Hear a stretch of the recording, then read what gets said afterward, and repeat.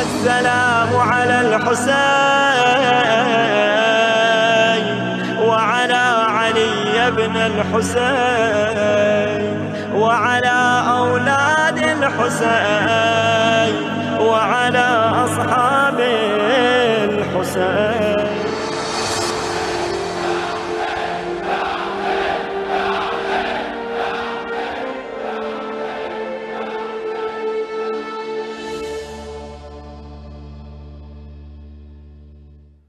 صلی اللہ علیہ یا ابا عبداللہ، صلی اللہ علیہ یا رحمت اللہ الواسعہ، صلی اللہ علیہ یا باب نجات الامہ۔ شب جمعہ، آخرین شب جمعہ شعبان المعظم 1442 ہجری کی۔ خداوند متعال کا شکر ہے، کربلا معلیٰ میں ذکر اہل بیت علیہ السلام اور اہل بیت علیہ السلام کے ذکر سے مزین رہے دن۔ نور سب سے نرالا ہے پنج تن کا، وہ دو جہاں میں اجالا ہے پنج تن کا۔ وہ گدا سے تونگر غنی بن گیا، جس نے دامن سنبھالا ہے پنج تن کا۔ سب کے سب مصطفیٰ ہیں، سب ہیں مشکل کشا، یہ گھرانہ ہی آلہ ہے پنج تن کا۔ میرے ہونٹوں کو ہے پیاس پنج تن کی، میرے ہاتھوں میں پیالہ ہے پنج تن کا۔ میری ہر سانس ان کے توسل سے ہے، میرے منہ میں نوالا ہے پنج تن کا۔ میرے اعمال میں یہ بڑی بات ہے، لوگ کہتے ہیں جیالہ ہے پنج تن کا۔ ہم پہ حیدر بخاری یہ خالص کرم، جو بھی ہے وہ حوالہ ہے پنج تن کا۔ مومنین اپنی حاجات کی بارآوری کے لیے، اپنی دعاؤں کی قبولیت کے لیے، اپنی پریشانیوں سے نجات کے لیے یہ دسترخوان کا اہتمام کرتے ہیں۔ دنیا کے مختلف گوشوں سے مومنین ہم سے کربلا میں تقاضا یہی رکھتے ہیں کہ امام حسین علیہ السلام کی ذریعہ کے قریب ہمارے لیے دعا کی جائے۔ ہم سب کے لیے دعا کرتے ہیں جو مومنین ارتباط پیدا کرتے ہیں، رابطہ کرتے ہیں۔ اسی غرض سے ہم نے دسترخوان بچھایا ہے، مومنین کے اہتمام سے بین الحرمین میں امام حسین علیہ السلام، کربلا، مولا عباس علیہ السلام، شہدائے کربلا، اور خصوصاً جو رمضان آ رہا ہے مومنین کی آنکھیں تو بھیگتی ہی ہیں، سیدہ کی آل کی آنکھیں بھیگنا شروع ہو گئی ہیں، کیونکہ 19 رمضان آتا جا رہا ہے۔ رسول خدا صلی اللہ علیہ وآلہ نے جو جمعہ آیا، پہلا آخری جمعہ شعبان کا، اس میں فرمایا اے مومنو، تمہاری طرف وہ شہر آ رہا ہے، وہ مہینہ آ رہا ہے جسے اللہ کا مہینہ کہا جاتا ہے۔ قد اقبل الیکم شہر اللہ، جس کے اندر اللہ کی رحمتیں کافی گنا زیادہ ہو جاتی ہیں۔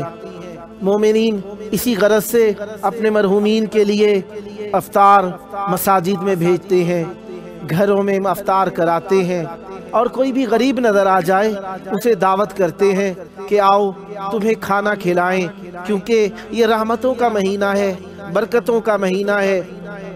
اب کافی سارے لوگ اپنے مرحومین کو یاد کرتے ہیں، تو جب گزرتا ہے لمحہ اسے یاد کیا جائے تو اس میں کافی ساری یادیں انسان کے لیے دامنگیر ہو جاتی ہیں۔ کچھ بچھڑے لوگ، کچھ مرحوم لوگ، کچھ دور ہوئے لوگ، کچھ پیارے لوگ، خصوصاً وہ لوگ جو خاک کے بستر میں پیوست ہو گئے، ان کی یادیں انسان کے لیے یقیناً گلوگیر ہوا کرتی ہیں۔ ہاں، رمضان آ رہا ہے، امیر المومنین علیہ السلام کی یاد نے مومنین کو سوگ میں مبتلا کر دیا ہے۔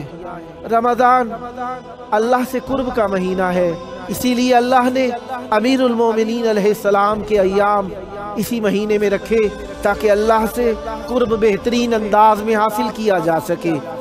ہاں، امیر المومنین علیہ السلام کوفہ، مسجد کوفہ، محراب، سیدہ کی بیٹیاں پردیس، غربت، تنہائی امیر المومنین علیہ السلام کے لیے بہت ہی زیادہ غم کی علامت ہے یہ چیزیں۔